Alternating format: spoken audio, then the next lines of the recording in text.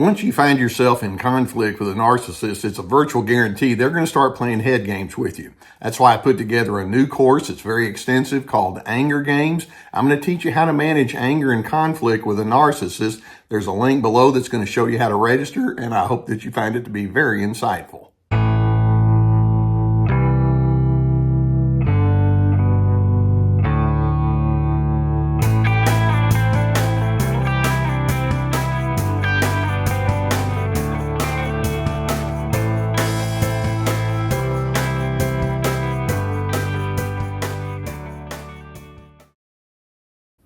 Okay, let's just go to the basics on today's discussion. I want you to think to yourself, do you ever feel super frustrated to the point of exasperation because of the narcissist's attitude towards you?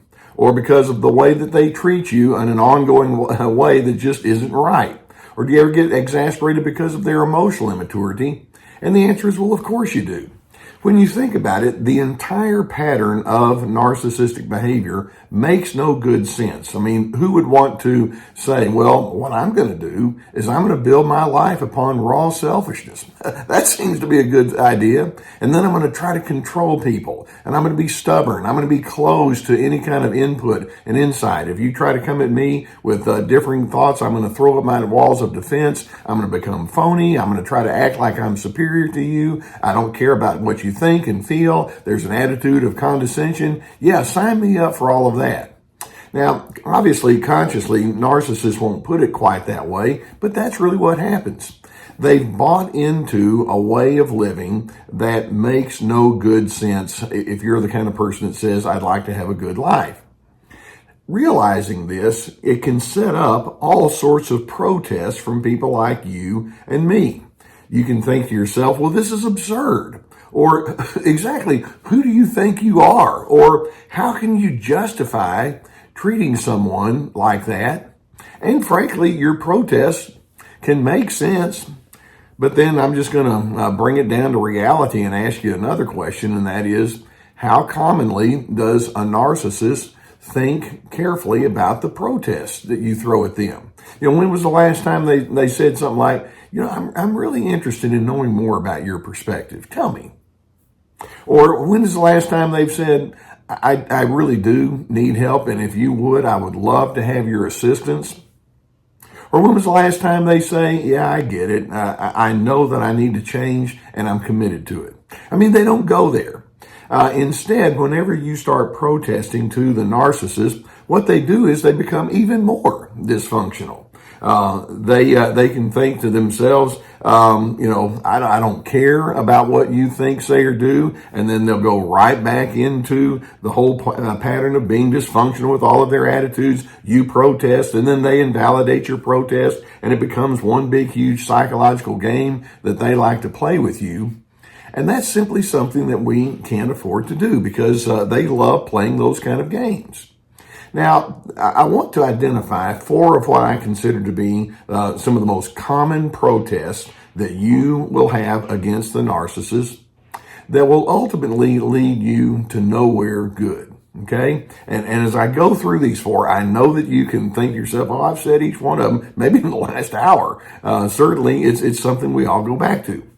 The first common protest that people can have is, but the narcissist really needs to change. Okay. Now, when you say something like that, you're probably right. They really do need to change. Like I say, it's a failed way of a failed system of living. And yet, there's one huge truth that kind of protest fails to come to terms with. And that is, narcissists have the privilege to choose for themselves who they're going to be. And you can say, but they need to change. And my response is, I agree with you, they need to change. But then the bottom line is, the person that needs to agree and then do something about it is that narcissistic person. And typically, narcissists will think, yeah, I'm free. I get to be who I want to be. And I'm just going to keep being what I am. And you can think, again, with this protest, but they need to change. But that's so wrong on so many different levels. And yet the narcissist continues on saying, say all you want, but I'm just going to continue to be me. And what this illustrates is When you attempt to control a narcissist and you want to take over the narrative that guides their life, you're living an illusion. It just simply will not happen.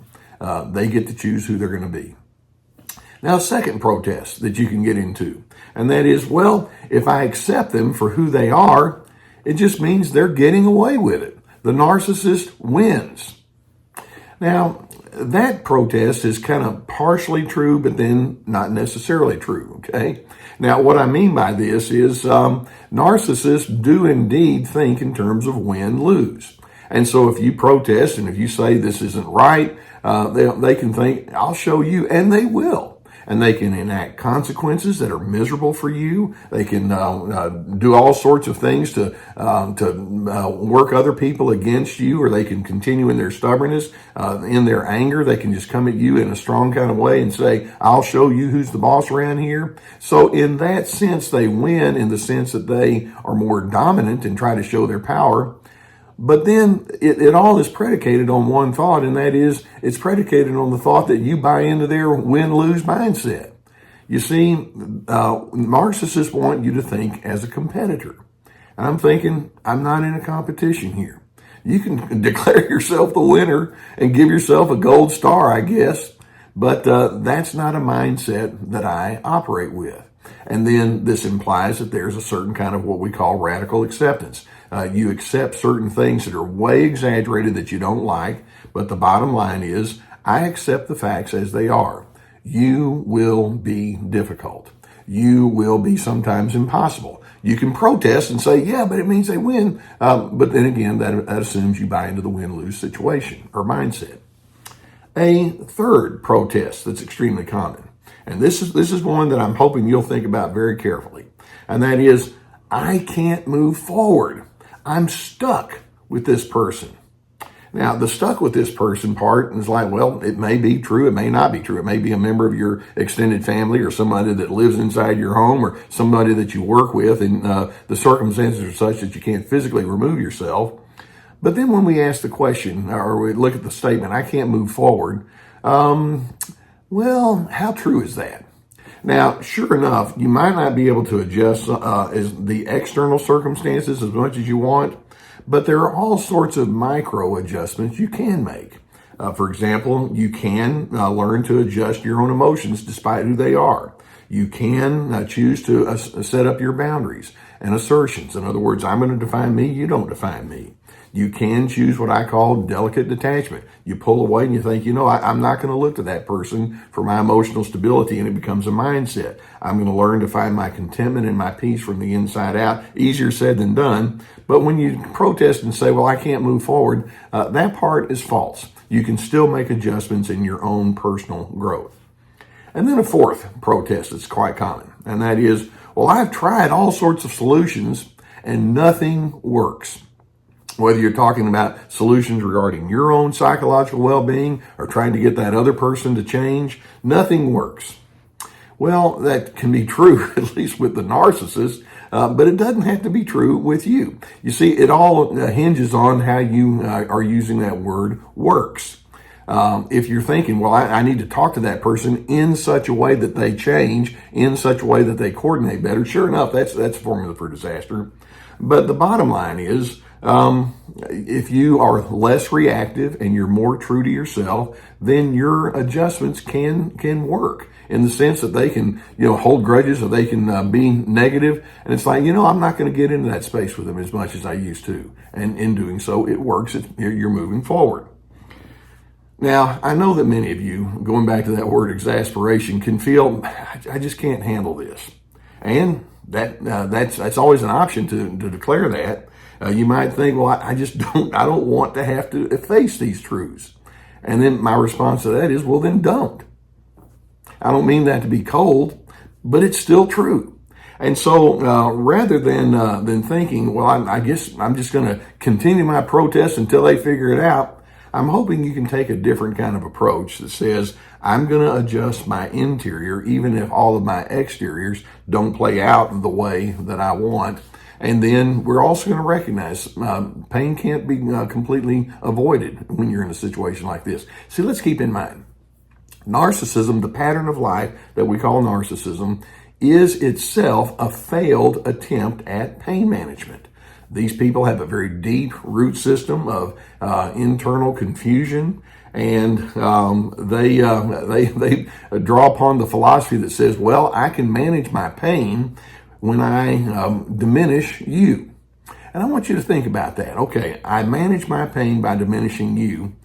What that means is your tension is central to their identity. The more they can draw frustration and exasperation out of you, it's like, yeah, this means that I'm a somebody. Let that soak in. That is a ridiculous, absurd philosophy of life. I'm a better person by making you a worse person. But that's how they think. So at some point, you have a fork in the road, the old proverbial fork in the road. One direction, you can keep protesting, and you can thereby stay inside the narcissist competitive mindset. The other fork is you can focus on your own self-care, knowing full well that when you do, the narcissist will continue to hold you in disdain. Now, I know that you can have all sorts of questions about why do we have to put up with evil and why do we have to live with all of this selfishness running rampant. Those are questions for another day. But here's where I'm coming from. Today is going to give me all that I can handle. And so I have a life to live. What am I going to do with my today? And if you can bring it down into small micro choices about how you're going to be a better version of yourself, despite their lack of coordination with you, that's when you know that you're moving forward. I hope that videos like this can give you some things to think about, and I hope that as these videos come your way, and of course we have more underneath the video tab in my channel, I hope it really does help you find insight and awareness. If you haven't already hit the subscribe button, I would encourage you to do so. We'll keep more coming to you. I know that when you're dealing with issues like this, it can be necessary for you to get some sort of therapeutic intervention. I've been sponsored for years by the people at BetterHelp.com. They're a whole team, a large team of licensed professional therapists. When the pandemic hit, people found out, hey, this online therapy actually is effective and it works. And so there's a video, there's a link below the video here that will take you to their website. And if the need is there, it can be so good to have that person on the other side of the equation saying, I'd like to know you. Let's break this down. Let's see if we can make things work. Get the help that you need and go through the link. In addition, in my retirement, I've been putting together courses, online courses, and these can be done at your own pace, and you can share them with whoever you want. Each course consists of at least 25 videos with handouts and then guided questions that go along with them. We have my anger games course, which is about how not to get sucked into their anger. We also have the course, This Is Me, about setting boundaries, Free to Be, Finding Yourself, Ready, Set, Connect, about having healthy connections. In addition, I've put together, and the links are below as well. On my website, we have access to my webinars, 90-minute presentations on a wide variety of subjects, along with access to my podcasts, articles, and my books, etc. So plenty of resources. Now, I understand when you protest. I get it, because it's really not fair. It's not good. It's not right. But then we come down to the truth. The truth is they're going to be what they are. I have my own work from the inside out that I'm going to do. And that's what we do here on Team Healthy. I hope that you can still, despite their unwillingness to flow with you, stand in dignity, respect, and civility. And then in doing so, it allows you still, despite who they are, to go into your place of peace.